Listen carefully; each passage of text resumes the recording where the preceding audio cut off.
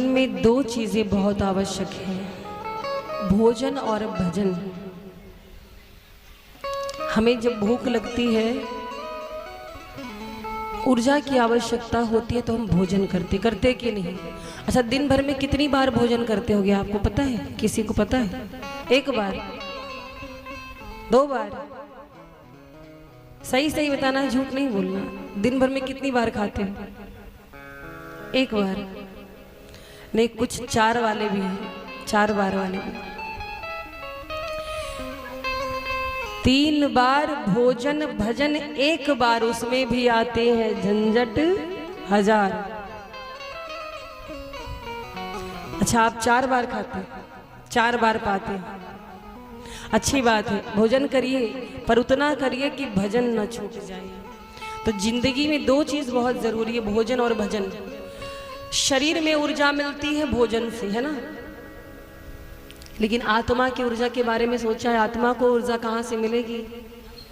भजन से। भजन भोजन ये दोनों बड़ी जरूरी चीजें हैं, लेकिन दोनों में अंतर बहुत बड़ा है। जरा बताना अंतर क्या है? भजन और भोजन में क्या अंतर है? कोई बता सकता है?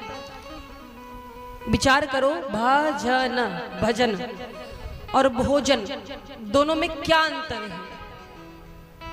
काहे का अंतर है? नहीं पता? चलो हम बताते हैं। भोजन लिखो, उसके नीचे भजन लिखो, अंतर मालूम हो जाएगा। भजन में कोई मात्रा नहीं और भोजन में मात्रा है ना? मात्रा। जब भजन में ओ की मात्रा लग गई तो वो भोजन हो गया।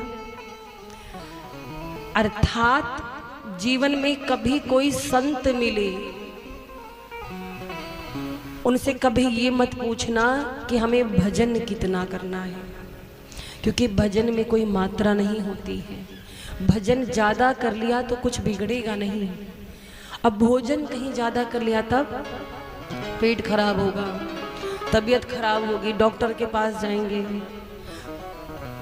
कुछ लोग होते हैं महाराज, एक टाइम भोजन करते हैं, दूसरे टाइम बोलते हैं हम नहीं खाएंगे। अच्छी बात है। ज्यादा भोजन जो होता है ना, आलस प्रदान करता है। तो ध्यान रहे, भजन ना छूटे, भोजन भले छूट जाए।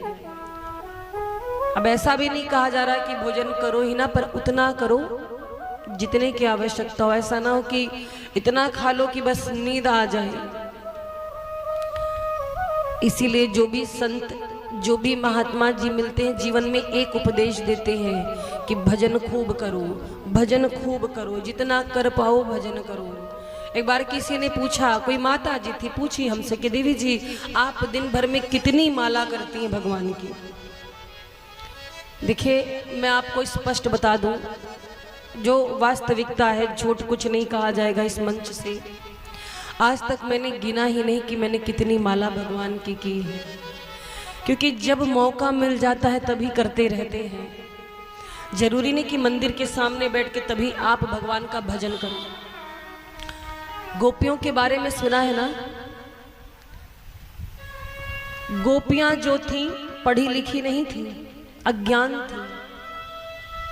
गोपियां पढ़ी लिखी नहीं थी, ना तो उन्हें वेद का ज्ञान था, ना तो शास्त्र का ज्ञान था, लेकिन वो श्री कृष्ण से इतना प्रेम करती थी, उनमें इतना खो चुकी थी कि हर तरफ उन्हें कृष्ण नजर आते। वो कृष्णमय हो चुकी थी। और जो भगवतमय हो चुका है, फिर उसे माला उठाने की जरूरत पड़ती नहीं महाराज। वो तो जब जहां बैठेगा हर क्षण में शरीर से संसार में रहेगा, पर मन तो परमात्मा के चरणों में रहेगा। काम करती रहती थी गोपियां घर का।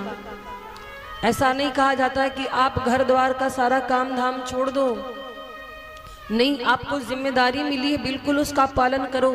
लेकिन एक बहुत अच्छा उपाय है। जरूरी नहीं कि भगवान के मंदिर के सामने बैठकर भजन करो तभी भगवान आपकी पुकार सुनेंगे। पूजा करनी चाहिए, नियम है, लेकिन जब आप कहीं भी रहो, आप अपने दैनिक कार्य करते रहो, लेकिन मन में आपके जो इष्ट हैं, चाहे आप राधे रानी के भक्त हैं, आप राधे रानी को नमन करते रहिए, राधे राधे जपते रहिए, चाहे शिव शिव कहते रहिए, चाहे दुर्गा माँ के भक्त हो, माँ दुर्गा का नाम स्मरण करते रहिए, चाहे भगवान राम के भक्त राम जी का नाम लेते रहिए, अपने इष्ट को आप प्रणाम करते रहिए, उसके लिए गिनने की आवश्यकता नहीं। क्यों? क्योंकि जिस परमात्मा ने हमको इतना सुंदर जीवन दिया है और हम पर निरंतर कृपा करते रहते हैं, उस परमात्मा का भजन या उस परमात्मा का नाम जब हम गिनती से करें, ये कौन सी बात है? जिसने देने में कभी गिनती नहीं की, तो उसकी वंदना में हम गिन करके अपना समय क्यों बर्बाद करें? जब मुख में राम नाम आए तभी ले लूं।